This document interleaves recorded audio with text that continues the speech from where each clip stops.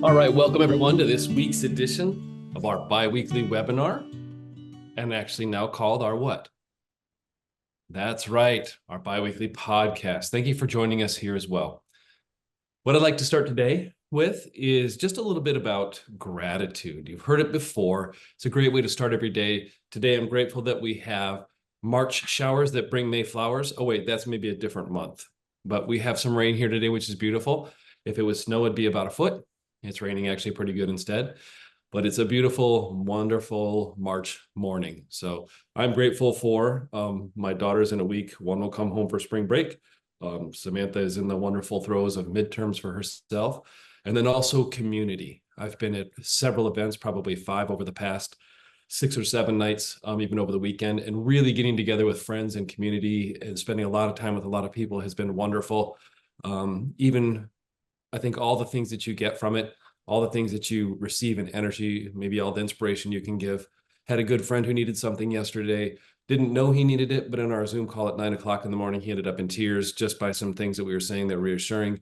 And one of those things is one of my goals is to help people right away in the morning yesterday. Check that one off. So with that, let's go to Mr. Mann. How about you? Chris, grateful for planners of all sorts, shapes and sizes, specifically for myself. Well, not only financial planners because it gives me employment, but Not wedding planners because it's really, I'll tell you what, and I think a lot of people on this call can speak to it, but when all the puzzle pieces are out there, it is just really nice with everything going on in your everyday life to have somebody else kind of pull it together, put the plan in place, and help you kind of set things in motion. So, paying for a wedding planner has been the best investment for my wedding so far, I would say, besides being invested so I could afford it, of course. But thanks, Chris. Hey, Mike, I got a question for you. Have you ever been to Engagement, Ohio? Can't say that I have. Yeah, it's right between Dayton and Marion. So how about the next gratitude? Let's go to Zach. Yeah, thank you, Chris. Always a lot to be grateful for. Starting the day off, just the preciousness of life. From 5:30 to 6:30, I got to cuddle my 2-month-old son this morning, and it was just a great way to start the day. And kind of a sad one, but also a piece of gratitude too. Extremely grateful for the opportunity we have to commit to each other as far as clients and us and the journey that we're on with each of you. And unfortunately, one of the somebody very close to me that's also a client passed away this week, and just one of the most inspirational people I've ever met. Just an extreme gratitude for even just having the opportunity to know him and his story. And also, he was suffering for a very, very long time. So, based off his beliefs and my own, he's in a much better place. So, just extremely grateful for being through life's journey with each of you and the people that we get to commit to. Yeah, thank you, and for sharing it with us as well. I know Norm was very, very, very strong. I won't mention anything else about the name of the person, but just an absolute scenario with which you could draw inspiration from, and somebody who hung around for the right reasons and really fought. So thank you, Zach. I appreciate that as well. Ken, how about yourself? Thank you, Chris. Great to be here with you on this this podcast, if you will.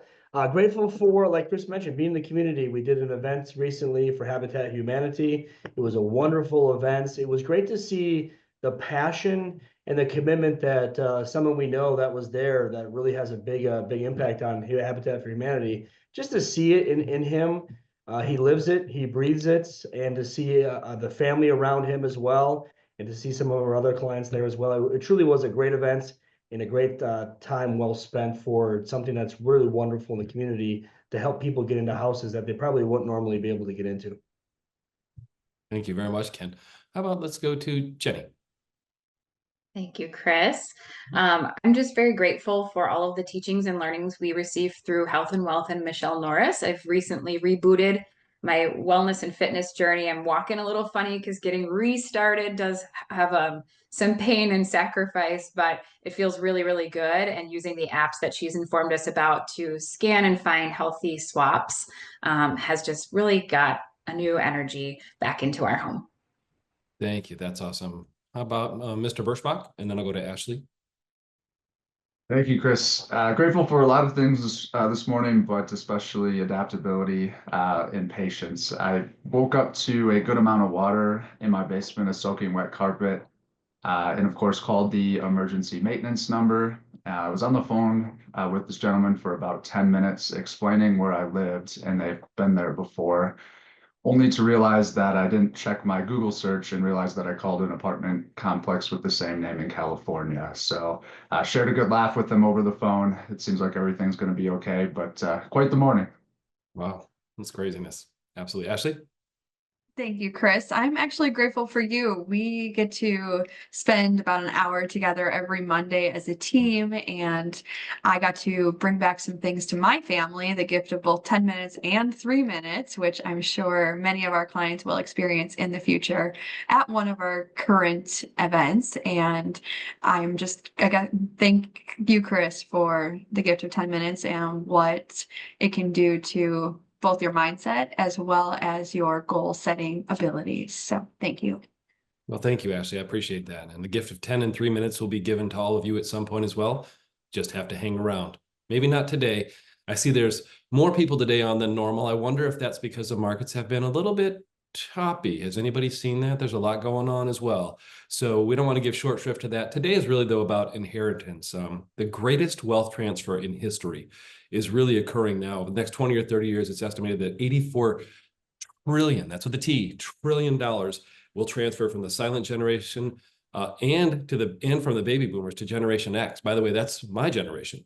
You don't hear a lot about it. X is in between the millennials and the boomers. The two huge generations, we're the ones supporting both of you.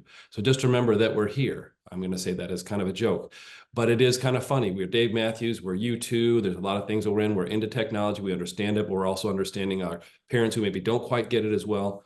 But it's important right now. There's a lot of trepidation that's going on in the economy. As I head back to this generation of wealth transfer inheritance, I just want to go back really quick to this.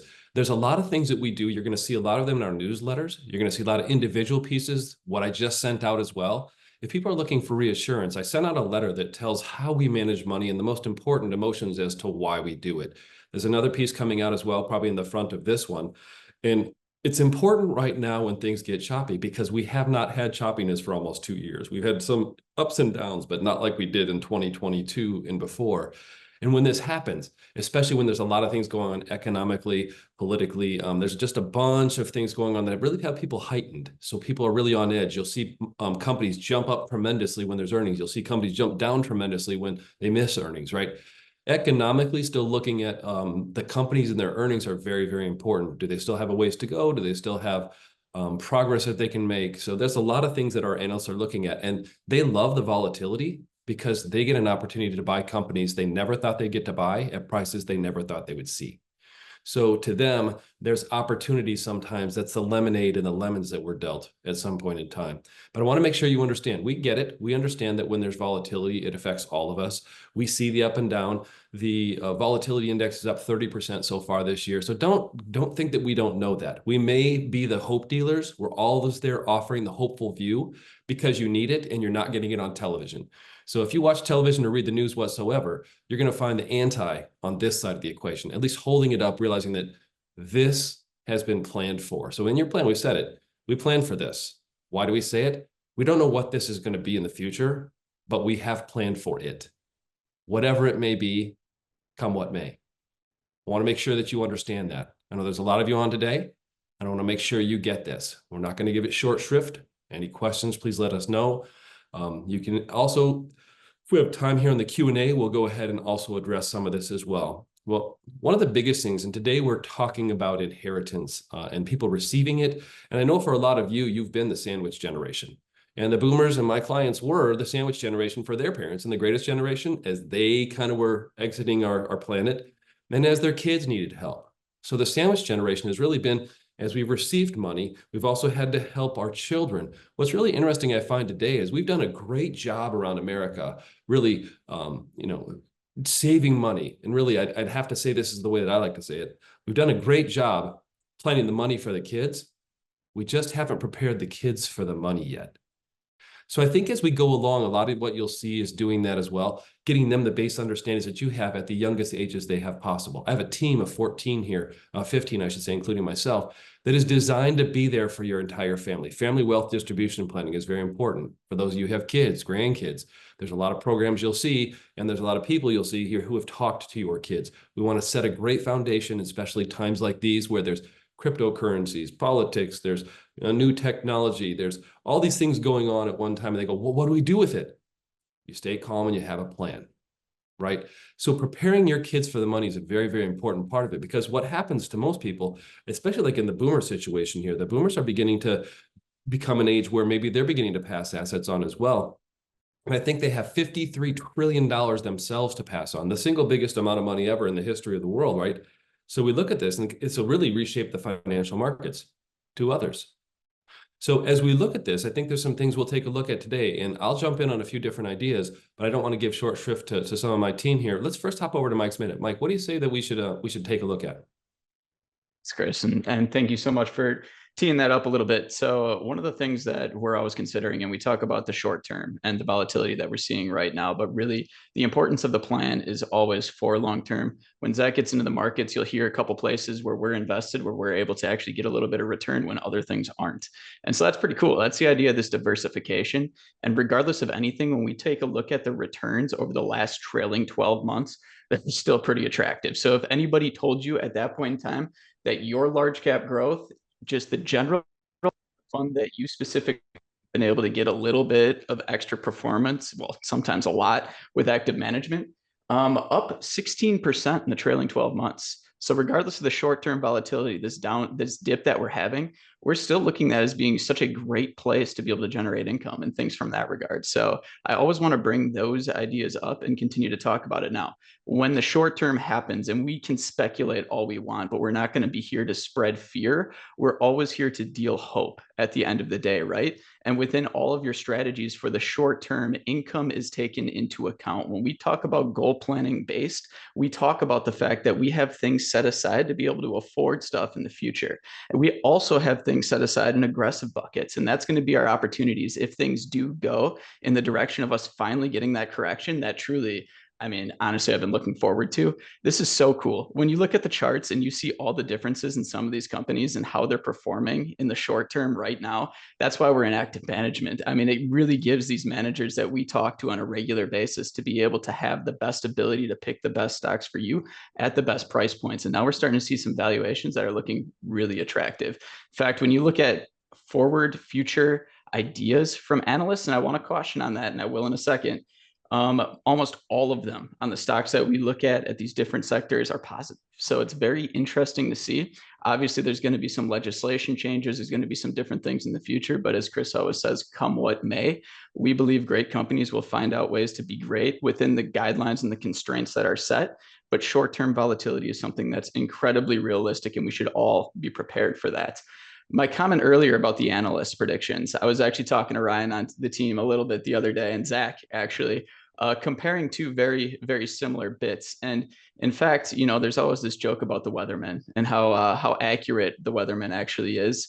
Well, in the short term, and we're talking about within a certain time frame, the weatherman is about 80 to 90% actually accurate. Pretty surprising results for me. That's considerably better than stock analysts and economists in general. Zach had a really good quote that economists exist to make the weatherman look good. And I think that is phenomenal. When you look at the 10-day forecast, that's about where economists start to fall into it being relatively accurate. So who even looks at that and thinks that that's going to be realistic? I mean, I don't even bother. So truly, if we use this logic in other places, it's pretty interesting to see. So we'll have a lot of stuff coming out soon. If we get that downturn, great opportunity, maybe some Roth conversions, maybe some stuff preparing for that inheritance in the future using an aggressive account with low taxes for your children. So lots of opportunity there to talk about the long-term goals and how we can support those in the short term. Chris, awesome. I think that was longer than a minute. I apologize. That's okay. I'm going to have to, next time we'll have to just skip your segment. That's okay. We're all good. Hey, Mike, I got to tell you something. I think I'm allergic to the gym. I know you're big into the gym and all. You might be able to help me because every time I go there, I have trouble breathing and I'm sweating a lot. So I don't know what's up with that. But anyway, let's go to Zach. Zach Sachs, what's up? What do we need to pay attention to, Zach? I know you've got some great ideas as well for us on this side of the equation. I think now being a dad, your dad jokes are funnier to me. So I don't know Thank the you. psychology or emotions behind that, They hit home. but kind of piggybacking on what Mike shared for us is that we love volatility. I repeat that again. We love volatility and uncertainty. Historically, volatility equals return. And if we look at a historical perspective, this really isn't all that volatile. The media is making it a big point to be a daily basis of looking at it as volatile, but I'll share a few things regarding the markets and then a few inheritance pieces as well. But it also a great reminder of timeless principles of rebalancing and asset allocation, as Chris mentioned, having a plan and remaining calm. The Dow Jones is relatively flat for the year, 0.05% down. The S&P 500, even with all the speculation and everyone that is talking about the day-to-day volatility, the S&P is really only temporarily down 1.7% on the year. Doesn't even qualify as a correction of any kind. That usually happens at 10%. So 1 to 2% happens hundreds of times throughout the year, potentially. The 5% happens several times throughout the year. 10% even does as well. The average annual downturn of the S&P 500 since 1980 is around 14%. So the NASDAQ, which is heavily weighted towards technology, that's where a significant amount of the volatility that's being talked about is coming from. That's temporarily down 5.31%. And that's from a lot of those large size companies that Mike mentioned that have done really well for the last 2 years. The Russell 2000, which is those smaller sized companies, temporarily down 6.75% for the year. And this is where it gets really exciting for us relative to what we've talked about for the last 2 years. If you remember back or have been on these, we've talked about how large size companies, specifically large cap growth, has done really well. International and emerging markets has lagged a little bit relatively. This year, however, international is actually up 7.3% to start the year, and emerging markets around 3.5%. So that's where the reminder of the asset allocation and rebalancing. A huge mistake that a lot of investors make the previous years is, oh my gosh, look at this outperformance from these large tech companies. Let's put more of our money into those. Look how well they've done. Where we almost do the exact opposite through rebalancing. You trim off of what has done well, buy what hasn't done as well, and that worked extremely well. More than likely, any rebalance that occurred last year bought more of those international or emerging markets, and even some of the bond strategies within the portfolio are actually positive this year, including one of our alternative strategies as well. So just a tremendous reminder of the timeless piece of rebalancing and asset allocation. Shifting gears just to touch on the inheritance side of things. Very simply, it kind of starts with just understanding the assets that you have. In the simplest form, you can divide it into 2 separate categories: your retirement assets and everything else. So being really sure of how your retirement account beneficiaries are listed is extremely important because it supersedes everything else in regards to your estate plan. You could say, in the will, I have it designated this way, but if your beneficiaries aren't aligned with that, the beneficiaries of your retirement plan supersedes that. And another one too is just if you do go through the estate planning process, I just recently read this morning that upwards of 90% of the people that go through an estate planning process don't end up titling their accounts in accordance with that estate plan that they just created. We had a scenario recently where somebody went through the entire process, had all the documents created, all they had to do was sign the paperwork, and it would have been a super seamless process for their beneficiaries. Instead, the probate process has taken about 2 years to go through that for the beneficiaries. So just a great reminder there. And we really hope and strive to be the quarterback of the scenario and working with your estate planner and tax preparer to make sure it is aligned, that once we hear that you went through the estate planning process, really coordinating with them to make sure everything here on our end is aligned properly. So with that, Chris, back to you. Thank you, Zach. I appreciate it as well. Let me kind of flip over here. Let me do a different thing. Normally I would go to Ken's corner, but I'm going to go to Ashley's antics. Ashley, what do you have for us? Throw out a couple of advocacy ideas for us. Let's break it up a little bit. Yeah, absolutely. Thank you, Chris. I am just bringing some light to spring cleaning. So, spring is around the corner, actually only about 2 weeks away, believe it or not. And for those of us living in Wisconsin, we are absolutely feeling that rainy spring day that Chris mentioned earlier. But I'm going to talk about some spring savings ideas for everyone to consider. So, 4 areas that can really add up quickly are subscriptions. Again, those are streaming services that you may have, magazine subscriptions, as well as gym memberships that you may or may not be using as frequently as you would like, as well as utilities and negotiating bills such as internet, cable, phones, and of course, looking at how you are shopping and shopping more smartly. So utilities, of course, we can reduce our usage. If you're like me, my home utilities have gone up a lot actually in the last like 3 months. So just going around unplugging those chargers that are not doing anything at the current time, washing in cold water, maintaining your HVAC, changing your filters, of course, that means using power strips around your home, as well as taking shorter showers. For contract service providers, such as your internet that you use every day, as well as cable and phone, take a few minutes to give them a call and consider negotiating your rate down. Again, every year these amounts can increasingly go up and you may not even notice it. So take a look at those bills, give them a call, or maybe even consider switching providers for a lower price. And then, of course, when you're shopping, let's always take a look at those sales papers that come in or emails that come in.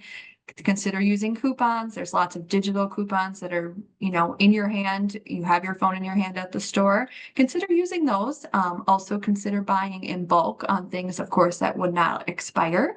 And also generic brands can frequently cost a lot less than name brand things. So again, these 4 areas can really save you some money if you take a look and invest a few minutes in them. Back to you, Chris. Thank you. Thank you very much, Ashley. I know a lot of us have kids, a lot of you guys have kids who are in a younger grade school. So I got a question for you. Where do saplings learn? Elementary school. Anyway, let's move on next to Mr. Ken. How about yourself, Ken? What happens around inheritance? Let's go back to this subject and talk about some of the ideas that occur when that goes on. Thank you, Chris. Appreciate it.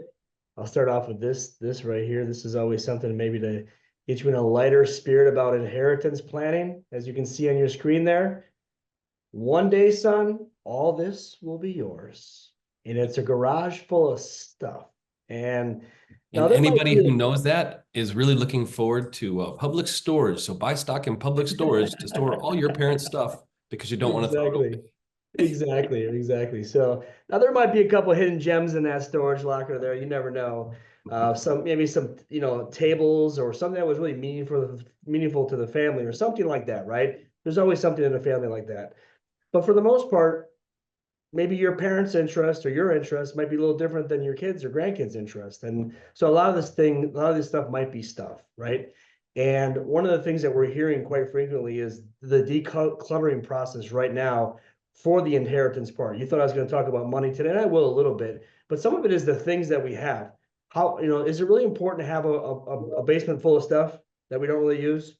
Hard to say, right? That's part of the inheritance planning, if you will, is what do we keep and what don't we keep? So that's always a fun one to kind of start with there as well.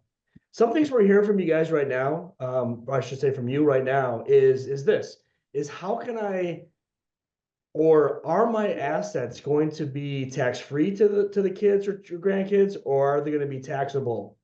That's really kind of the highlight of what we're hearing right now. And with Secure Act in 2019 that came out, the rules have changed a little bit. Zach mentioned retirement assets, specifically on those assets. But really, are traditional IRAs taxable to inheritor? Yes. Are other things? Sometimes not. Here in the state of Wisconsin, we have some unique rules. There's 9 states that have unique rules, and we're one of them. So it's really interesting to hear that. That topic of will I receive money tax-free or taxable, that's a whole day class, really. So it's hard to talk about it right now, but just know that we are thinking for you and with your ideas and with our ideas Next thing you know, we come up with a really, really solid plan that looks really good. The other day I heard a client talking about this, and I've known him for quite some time, and they said, "Yeah, Ken, I took up skiing recently." And I said, "Skiing? I've never known you to ski." And they said, "No, no, no. Spending kids' inheritance, skiing." I thought that was kind of a funny one that I heard recently there. It's interesting because there's this idea of inheritance when we're gone. There's this also an idea of inheritance while we're here. And what I'm hearing a little bit more and more as I meet with you and we meet with you is that, hey, maybe we can experience some of this together rather than at the end all the time. And what does that mean? Maybe it's experiencing a vacation that we always wanted to take with the family. Maybe that's an experience that will live on forever. Chris talks about experience dividends. I think that's a really good one, and he'll probably talk about that a little bit more here in a little bit. But some of it's a fine line because it's always a question of, are we going to have enough for us, you, right, to maintain the lifestyle that we have today versus spending or giving some of our money while we're still here. It's always a tricky one. It's a fine line, as I always say. But I've seen some of you help out with almost like test money. Hey, here's $5,000, and just watch what the children or grandkids do with it. It's kind of an interesting thing. Do they save it? Do they spend it on something right away? Does it meet your approval on what they spent it on? It's always a fine line with that one. Holiday money I've seen before. Funding Roth IRAs for family members, if that is the scenario there. Sometimes how they receive the money. Are they grateful for it? Are they ungrateful for it? Have they even said thank you for the money that you gave them? These are all things that go into our conversations. And I'm actually honored and privileged to have another family meeting coming up in a couple of weeks where the entire family is going to be together. And we're going to talk about the ideas of, okay, how do we keep this together? And how do we not just let it go? Because inherited money, as some of you know, is wildly different than earned money. And that's a whole nother concept to unpack there. But with the time that we have here today, I'll probably stop there. So Chris, back to you. Thank you. And the program's over. Have a great rest of your day. No, I'm kidding. For those who thought it was at 9:30, we're going to be a little longer today. I just wanted to make sure that you guys knew that as well. And I wanted to just say something too. Ken just recently told me that he was pretty proud. He just finished a puzzle and he finished it in 2 weeks. And he was super proud because on the puzzle box, it said 2 to 4 years. So as we go forward, though, I just want to make sure that we're talking a little bit more here about the Also Live. Now, Mr. Birschbach has a couple of comments, but a couple of things Ken was talking about is experience dividends. I'll hit those in a little bit as well. I also want to, there was a question that came up here, Ken, it could be you or myself, and it says, does it matter what the taxes are for a recipient given they're getting funds and can use those funds to pay? And the answer is it depends, and I'll just answer it quickly, because if it's qualified money, pre-tax money, yes, it does matter. If it's post-tax money, it doesn't. It also matters how much is given. So to a recipient, if they're receiving money in an inheritance, it depends on the type of money that's coming in. Has it been taxed or does it need to be taxed? So that's a big question. I know one of our clients answered, and that's going to be on an individual basis, but there are massive differences between the two.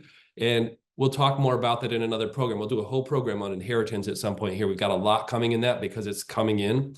I just want to make sure that you guys have a quick answer on that one as well. I know that was a question we had. I'll do the post death because a lot of things step up and all. But before I do that, Mr. Birschbach, why don't you hop in first?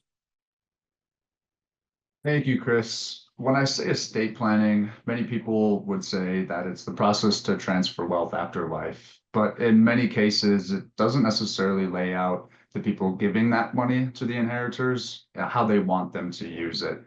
And you can even make an argument that preparing your children or whoever is set to inherit your estate is just as important. A lot of parents just can assume that their values are instilled in their kids automatically, but many forget that they've grown up in a completely different world from them. Studies have also shown that negative experiences can come from receiving an inheritance. Some people find themselves having low self-esteem or feeling guilty, thinking that their success stems from the inheritance that they received instead of something that they earned or worked for. In some cases, if they don't need to work, boredom can also be a thing which can create self-destructive behaviors. Warren Buffett famously said that he wanted to give his children enough to feel like they could do anything, but not too much to where they felt like they didn't have to do anything as well. So what can we do to help avoid this? I think the number one thing ultimately is to communicate, talk about it. What's your family's mission? What's important to everybody sitting at that table? These conversations can help create clarity and an understanding between families or inheritors, and also exposing people who will inherit your estate to financial education early. Lastly, assembling a good team, whether that be bringing your child along to a financial planning meeting, bringing them to a meeting along with to an estate planning meeting. If you want ideas to help starting that conversation, please reach out to us. As Ken had said, we'd be honored to either be a part or lead that conversation. Thank you, Chris. Thank you as well. I appreciate it, Michael. There's a couple of things here that I want to talk about. There's a lot of questions that happen about what should I do to prevent some of the taxes coming in. We have something here called family wealth distribution planning. Some of the things that we need to know from you and your advisor really needs to know is what might be coming. And a lot of people don't like to talk about what they might inherit. But one of the questions we asked early on in our relationship was, do you have parents who are alive? Do you have brothers, sisters who are alive who may inherit you money, right? And I say it that way on purpose because they may or may not share what it is or how much it is. But if you do know and it is something, we could plan for the tax issues that are coming up. If it's a lot of pre-tax money, you may have some significant distributions because if they're taking required distributions, you have to take it out now in 10 years. There's a lot of new tax law with Secure and Secure Act 2s that we really want to take advantage of and use. We stay up to, we've got a couple of different people. I'm not sure if I can mention their names, but they're two of the most prominent tax planning people in America. And we use a lot of they give us immediately, as soon as there's tax data, they'll give it to us and we can use that for you right away. And if we have any questions, we have on retainer some of the top tax experts in the world to be able to ask the questions too. So we've always got that resource. So I know there's a question about that, but it's very personal. So it's hard to answer the question. If it's post-tax assets, you don't have a lot to worry about. That's going to be taxed by the estate that would be coming to you if there's an estate tax, which is somewhere in the $20+ million rate. If it's a couple, if it's an individual, it's 13. So there's not affecting a ton of people, but that's there. What I really wanted to do is talk about post-death taxes. So a lot of times you'll see people with money coming in, and I think Zach mentioned it too, is 70 to 80% of the time or more, they're wrong. They don't step up the basis. Somebody who is 30 years old inherits Coca-Cola from somebody and it says it's got a basis of 50 cents. What are the chances being 30 years old that they bought Coca-Cola stock, now trading at 60 or something? Sorry, I mentioned the name of a company. I'm not supposed to do that. But they bought some stock that's a cola stock that's at 50 cents. At any rate, that today's trading at 60. Not much of a chance in the world, right? So as you go through that, there's some obvious errors we take a look at. But when receiving assets, there's bigger aspects as well. Things that don't step up. IRAs do not step up, right? Annuities do not step up. So there's some real reasons why we, in this family wealth distribution planning model that we have in our process, try to take a look at, should those be taxed now? Should those be taxed by your parents before given to you? Should those be taxed by you before given to your children? Are your children different? I don't know if you, but if you got more than one child, are they different?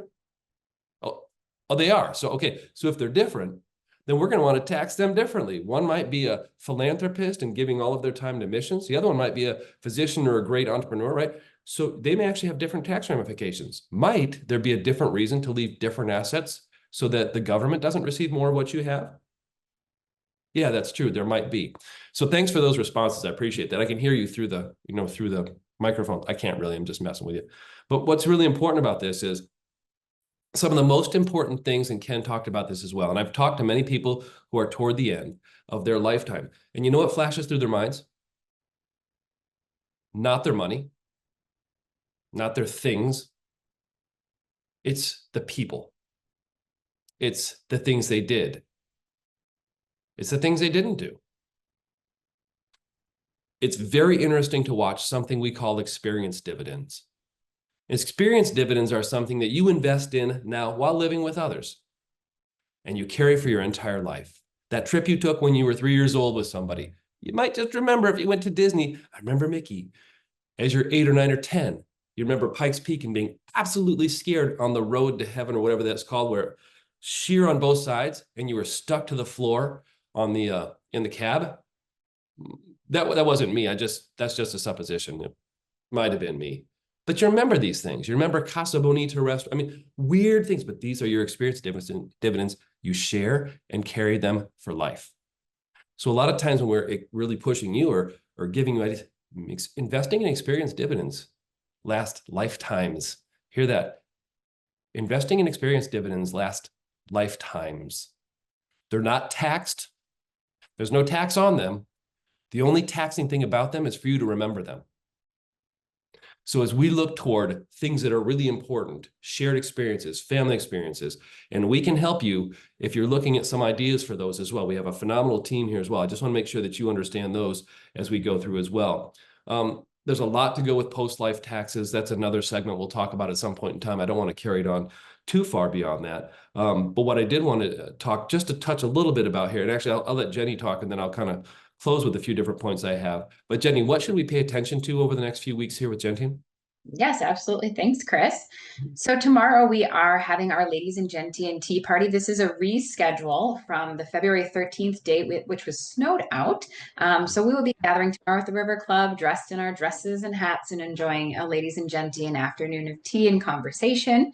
March 12th, we have our birthday lunch. So if you're celebrating a birthday in March, please join us for that luncheon. If you were not able to come the month before, you can't come the month after, just always know that you are welcome to join a different month. And then just something kind of out on the horizon that we just popped up onto our website yesterday. This will be coming out on your Monday bulletin, but we have scheduled our next volunteer day. It conveniently falls on Earth Day. During the week of National Volunteer Week. So April 22nd, we'll be looking for about 8 to 10 people to join us out at the Domes in Milwaukee, where we help them kind of do their spring cleaning so that all of the community can enjoy that attraction for the season. Back to you, Chris. Thank you very much. There's some great stories when it comes to behavior and inheritance. A lot of times people treat inheritance completely differently. They treat it as if it's found money. Do you know the percentage? It's in the high 90 percentile of people who actually go broke because I'm going to make a statement here. When people don't have to suffer for what they had, listen to how I said that. When people don't have to suffer and toil for what they get, they often don't appreciate it. What's that? Oh, you want to? So let me give you an example. You ever get free tickets to something? You're like, maybe I'll go, maybe I won't. Didn't cost me anything. And if you paid $400 for a ticket to go see Coldplay in Madison, are you going to go? Pretty sure you will. But look at these things. The same thing comes with inheritance. If you toiled your whole life to build something, I have an example. I had somebody who their dad had inherited them money, and this person was very frugal. The parent was, and when this person got it, they bought this car that they never thought they'd buy. They pulled up and they're like, oh my gosh, why'd you buy that? Oh, well, I inherited this money. I said, what would you say if your dad knew that? Oh, he'd roll over in his grave. Right. So it's interesting to look at how people, and these are very great, conservative, wonderful clients. We just view that money different. It's nobody, it's everyone. So taking a look at that, preparing the children for the money is a very important part of the equation. Something we know is, and not just children, inheritors, brothers, sisters, you know who might need that. If there's special needs in the equation, completely different planning. But I want to make sure you understand that, because if you want some responsibility and fiscal responsibility in giving money properly as well, some of the giving might not just be in things in money. You might have a very rich relative and you think, oh my gosh, they're going to leave a bunch of money. There's some scenarios like that in our family where we say, listen, please don't. No disrespect. But if you've got a plan for your children and you don't want that plan to be thwarted, talk about those who may do it. This rich uncle who doesn't have kids might give him $5 million. I don't want that, because my plan for my kids is for them to earn it, right? Just make sure that those are in your consideration. Really well-meaning people may do things that thwart the lives of others. So I'll leave it at that. There's other stories that go along with that too, but the behavior becomes very, very important. And we can talk more. I'm giving it short shrift today, but I want to make sure that you understand there's some things that we look at very, very quickly. I'm going to give you 6 points here. When you're looking at this, and I wrote these down quickly, but when you're looking at the financial planning of understand what you're receiving. And I think that was one of the questions we had. That makes a big difference. What am I receiving? Be strategic about your taxes. We can look at that if we know what it's going to be ahead of time, right? Otherwise, you just simply have to go. The estate tax exemption in 2024 was 13.61 million, and that'll it's set to decrease in 2026 unless Congress acts. Just so you know that. Avoid sudden lifestyle changes. That's a huge one. Revisit your financial plan. Sit down with us and let's take a look at your plan again. Protect against family conflicts. One of the biggest things I didn't mention in behavior is I wanted the cabin. They wanted it. Didn't. That's not fair. There's 6 kids who get the cabin and only 2 want it. And nobody wants to pay their extra portion for it. 2 people live in Florida. 1 person lives in Alaska. And there's 3 people that live near the cabin here. There's some conflicts. We want to make sure that your gift doesn't turn into a nightmare. Remember, the only responsibility you have, though, is to give. This is your giving as a gift. If you'd like the others then just to deal with it, you can let them. If you'd like to prepare them as well. We've got some clients who've done some preparing, like Ken mentioned, for our family meetings. Business and estate transfer, there's a lot going on. Who's in charge? Also, when you leave one of 6 children in charge of the other 5, there can be some incredible family conflicts when it comes to money that were completely unintended with kids who really like each other. Also, charitable giving and legacy planning. A lot of people are beginning to include their kids in it by putting a big donor advised fund together, something where everybody can gift that, or putting something together in a foundation where that can be a perpetual gift as well. There's some ideas that come with those where they can get the family together to continue the giving. Now, some will say, hey, listen, when I'm gone, everybody else can do what they want. It's as individual as you are. It's unique. There's no single answer. So one of the biggest things I ask is, what is your plan? More importantly, what do you want? I ask that question because we don't sit and take a lot of time to do it. The gift that we could give you is having a program just on what you want to give. Where do you want to leave your money? If you have kids, don't have kids, if you have friends, if you have family, parents, charities, we can talk about those things, but let us know that you need help with that. We'll bring it up in some of our appointments, but in our appointments, we've got a pretty strict agenda, but if we want to have a special one just about this, we can go through it. And if you'd like, you can put in the chat or talk to Ashley and Jenny about this and say, should we have a program just on inheriting, just on receiving, and just on giving? Because even if you don't want to, we're going to have them. I'm just kidding, because this huge wealth transfer is a big issue. We listen to you. Where will I live is a big one. How can I give? How can I receive? Those are 2 big ones as well. Obviously, the markets are big for people presently when the market's fluctuative. But I want to give you some of these different ideas. It's a big topic. There's a lot to do with it. And I just want to make sure we're prepared for it, just like we are. So one thing coming up too, on Sunday, I head to Abundance 360. That's a program I've been in for 12 and 13 years. It introduced me to blockchain, introduced me to the cryptocurrencies, artificial intelligence, way before anybody here had seen it, right? I bring it back. We're going to have a program where I download what I've learned there. And more importantly, what I'm looking for is, how will that affect us? You can choose to participate in it. You can choose not to participate in it. I mean, the cryptocurrencies or the AI, but I'm going to make a statement right now. No doubt, on a go-forward basis, we're going to live a life of acceleration. If you don't know what that means, you're going to want to tune in. We're living a life that's becoming faster and faster. We need to learn how to do that. How do we calm ourselves? How do we get rid of the anxiety we might be feeling about all this stuff going on? You used to be able to watch TV once a day for the news. Now you can watch TV 24/7. One of the worst things that's ever happened, by the way, and multiple channels. So how do we have that? What kind of plan might we have for these kind of things? Living a life of abundance and acceleration is possible, but we have to be purposeful about it. We got to make choices about it. So as I attend this for the next 3 days, Monday, Tuesday, Wednesday of next week, I'm with some of the top entrepreneurs who are creating things that you can't even fathom. I say you, I'm talking even me. I've been there for 12 years and I'm astounded every time. We live in a fairyland there for 3 or 4 days. Anything is possible and it is going to happen. I just can't tell you exactly when. But I'm going to bring it back to you to say, let our families be prepared for this because it's coming. You can use it or it can be using you. It's choice. You can push it away, or you can accept it. I want to make sure you've got the tools to be able to operate with it and what's coming. So I want to just offer that to you as well. Thanks for the extra time today and allowing us to be able to answer questions. I see you all stayed on, all 37, which is outstanding.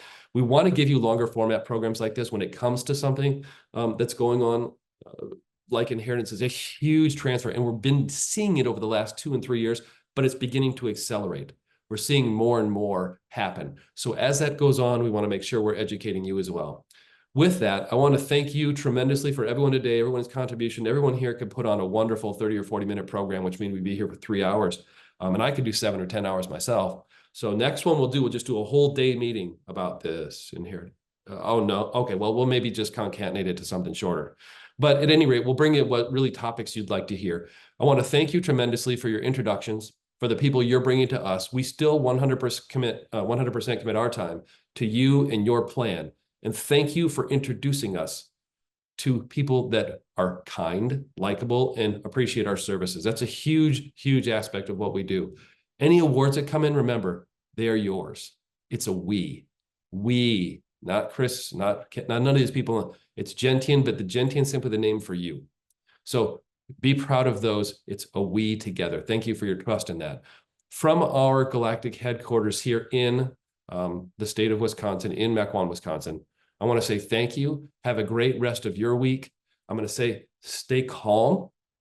Things are going to be fine. We planned for this. I want to make sure that you understand that. If you have any questions about inheritance that are specific to you, bring us the data ahead of time, and it's something that we can answer for you. With that, have a great rest of your week.